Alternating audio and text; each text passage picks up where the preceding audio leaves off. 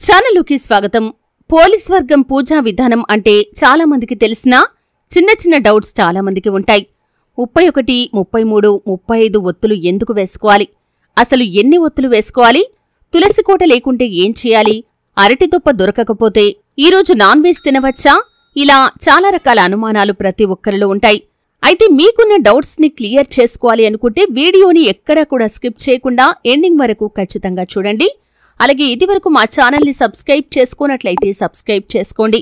ఎన్నో interesting topics ని మీ ముందుకు తీసుకుని వస్తాం. ఈరోజు మనం మాట్లాడుకోబోయేది పోలీస్ వర్గం పూజా విధానం గురించి.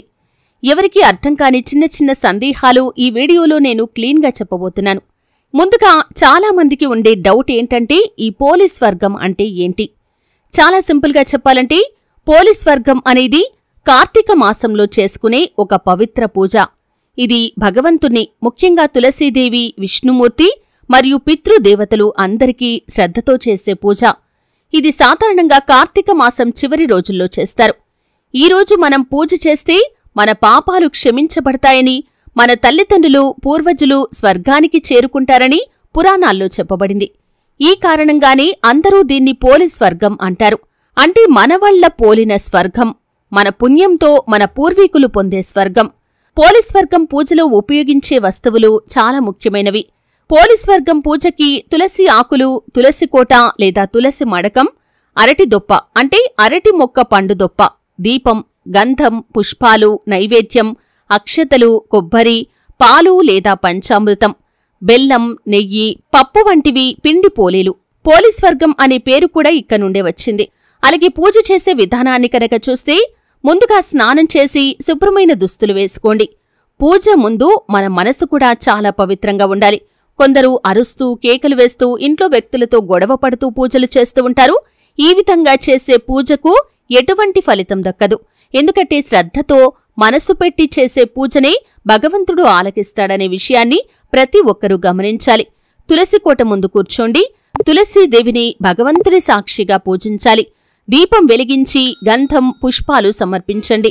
తర్వాత పోలి అంటే పప్పు పోలి, బెల్లం పోలి లేదా గోధుమ పోలి నైవేద్యంగా పెట్టండి. అలాగే తర్వాత మీరు చేయాల్సింది ఒత్తులు వదలటం. ఇది చాలా ముఖ్యమైన భాగం. అయితే చాలామంది ఈ విషయంలో చాలా కన్ఫ్యూజన్కి లోనవుతూ ఉంటారు. 31 వత్తులు వదలాలా, ఇంకొకరు 33 అని చెబుతూ ఉంటారు, మరొకరు 35 అంటారు. అయితే అస్సలు సత్యం ఏమిటంటే పురాణాల ప్రకారం 31 ఒత్తులు వదిలేవారు సాధారణ భక్తులు, 33 ఒత్తులు వదిలేవారు పితృకార్యానికి ఎక్కువ ప్రాముఖ్యతను ఇచ్చేవారు, 35 ఒత్తులు వదిలేవారు తులసీదేవిని, విష్ణుమూర్తిని సమగ్రంగా పూజించేవారు. అంటే సంఖ్య పెద్దదైతే పుణ్యం ఎక్కువగా ఉంటుంది. కాని మీరు ఏ సంఖ్యతో పూజ చేసినా భక్తి మనసుతో చేస్తే చాలు అనే విషయాన్ని ప్రతి ఒక్కరూ కూడా గమనించాలి. పండితులు ఏం చెబుతారంటే ఒత్తుల సంఖ్య అనేది ముఖ్యం కాదు, మన మనసు, మన శ్రద్ధే చాలా ముఖ్యమైనవని. అయితే తులసి కోట లేకపోతే ఏం చెయ్యాలి అని కన్ఫ్యూషన్ కూడా చాలా మందిలో ఉంటుంది. చాలా మంది అడిగే ప్రశ్న కూడా ఇది, మా ఇంట్లో తులసి కోట లేదు, పూజ ఎలా చేసుకోవాలి అని.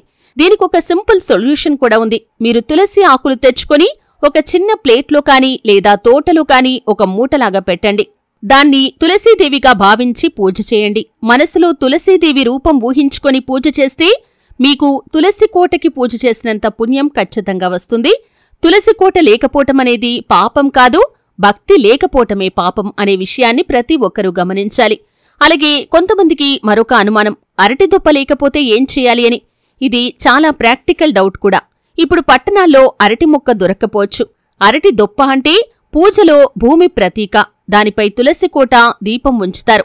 కాని అది దొరకకపోతే మీరు ఒక చిన్న కలపకాని లేదా పిత్తల తలంపు తీసుకొని దానిపైన తులసి కోట ఉంచి పూజ చేయవచ్చు. భగవంతుడు మన ఇంట్లోని సౌకర్యం అర్థం చేసుకుంటాడు, భక్తి ఉంటే సరిపోతుందనే విషయాన్ని ప్రతి ఒక్కరూ గమనించాలి. అలాగే సాధారణంగా చాలామందికి ఉన్నటువంటి మరొక డౌట్ ఏంటంటే ఈరోజు నాన్ వెజ్ తినవచ్చా అని, అంటే మాంసాహారం తినవచ్చా అనే ప్రశ్న చాలామందికి ఉంటుంది. పోలీస్ వర్గం రోజు నాన్ వెజ్ తినవచ్చా అంటే సూటిగా చెప్పాలి అంటే తినకూడదు. ఈరోజు పూర్ణమైనటువంటి పవిత్రమైనటువంటి రోజు, కార్తీక మాసం యొక్క చివరి పూజ ఇది. ఈ రోజున శాకాహారంగా ఉండటం మన మనస్సును, శరీరాన్ని పవిత్రం చేస్తుంది. నాన్ వెజ్ తింటే పూజ ఫలితం తగ్గిపోతుందని పురాణాలు కూడా చెబుతున్నాయి. అందుకే ఈరోజు ఎట్టి పరిస్థితుల్లో కూడా నాన్ వెజ్ తినకండి. ఒకరోజు మన భగవంతుని కోసమే స్మరణలో ఉండండి. అయితే పూజ పూర్తయిన తర్వాత దీపం ఆరనివ్వండి. అంటే అది పూర్తిగా కరిగిన తర్వాత ఆర్పండి.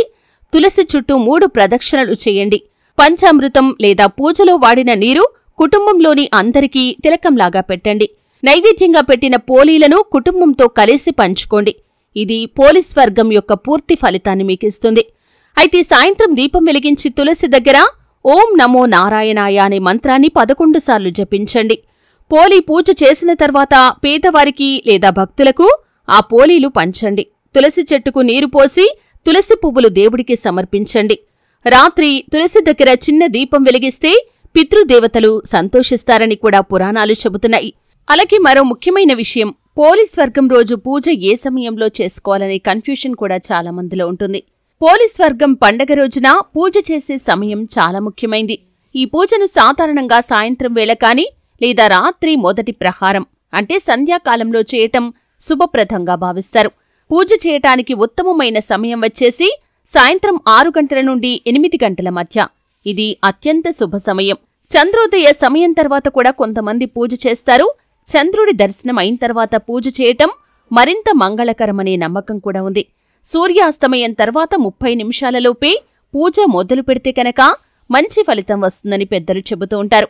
అయితే ఎందుకు ఈ సమయం ముఖ్యమంటే కనుక పోలీస్ వర్గం పూజ అనేది చండికాదేవి, తులసి అమ్మవారిని సాక్షిగా చేసుకునే శుభకార్యం. ఈ సమయానికి ప్రకృతి శక్తులు స్థిరంగా ఉంటాయి. ఈ సమయంలో చేసిన పూజకు దేవతలు తక్షణ ఫలితం ఇస్తారని పురాణాల్లో చెప్పబడింది. ఉదయం స్నానం చేసి ఉపవాసం లేదా తేలికపాటి ఆహారం మాత్రమే తీసుకోవాలి.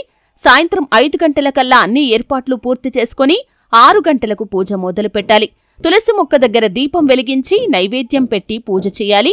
మంగళకరమైన ఫలితాలు మీరు ఖచ్చితంగా పొందుకుంటారు. పోలీస్ వర్గం అంటే కేవలం ఇది ఒక పూజ మాత్రమే కాదు, ఇది మన పూర్వజుల పట్ల కృతజ్ఞత. వారు మన కోసం కష్టపడ్డారు. మనం పుణ్యంతో వారిని స్మరించుకోవటం ఇదే అసలు ఉద్దేశం. తులసి అంటే పవిత్రత, విష్ణు అంటే రక్షణ, పోలి అంటే మన శ్రమతో చేసిన సమర్పణ. ఇవి 3 కలిసినప్పుడు మన ఇంట్లో దేవతల ఆశీర్వాదం నిలుస్తుంది. ఇదే పోలీస్ వర్గం యొక్క పూజా విధానం. 31, 33, 35 ఒత్తులు. ఈ విధంగా కన్ఫ్యూషన్కి లోను కాకుండా మీరు ఎన్ని ఒత్తులైనా వేసుకోండి. భక్తి అనేది, శ్రద్ధ అనేది చాలా ముఖ్యమనే విషయాన్ని గమనించండి. తులసి కోట లేకపోతే తులసి ఆకులు తెచ్చుకొని ఒక ప్లేట్లో పెట్టుకొని లేదా ఒక మూటలాగా పెట్టుకుని దాన్ని తులసి కోటగా భావించి పూజ చేసుకుంటే సరిపోతుందండి. అరటిదుప్ప లేకుంటే కూడా కలప ప్లేట్ సరిపోతుంది. నాన్ వెజ్ మాత్రం పూర్తిగా ఈరోజు దూరం పెట్టాలనే విషయాన్ని ప్రతి ఒక్కరూ గమనించాలి. ఈ పూజ చేస్తే మన పూర్వజులు స్వర్గంలో శాంతిగా ఉంటారని, మన ఇంట్లో సిరి సంపదలు పెరుగుతాయని తులసి పురాణం కూడా చెబుతుంది. మీరు కూడా ఈ పూజ చేయండి. మీ కుటుంబానికి మంచి జరగాలని మనస్ఫూర్తిగా ఆ భగవంతుణ్ణి ఆరాధించండి. ఈ విధంగా పోలీస్ వర్గం పూజా విధానం వెనక మీకున్నటువంటి అనుమానాలన్నీ కూడా ఈ వీడియోతో క్లియర్ అయ్యే ఉంటాయి. ఇంకా మీకేవైనా అనుమానాలు ఉన్నాయా? అలాగే ఈ వీడియోపై మీ అభిప్రాయం ఏంటి అనేది కామెంట్ సెక్షన్ ద్వారా మాకు తెలియజేయండి. అలాగే మరో ఇంట్రెస్టింగ్ టాపిక్తో మళ్ళీ కలుద్దాం. ఇదివరకు మా ఛానల్ని మీరు సబ్స్క్రైబ్ చేసుకున్నట్లయితే సబ్స్క్రైబ్ చేసుకోండి. అలాగే పక్కన ఉన్న బెల్ని యాక్టివేట్ చేసుకోండి. అప్పుడే మేము అప్లోడ్ చేసే ప్రతి వీడియోకి మీకు నోటిఫికేషన్ అనేది ఖచ్చితంగా వస్తుంది.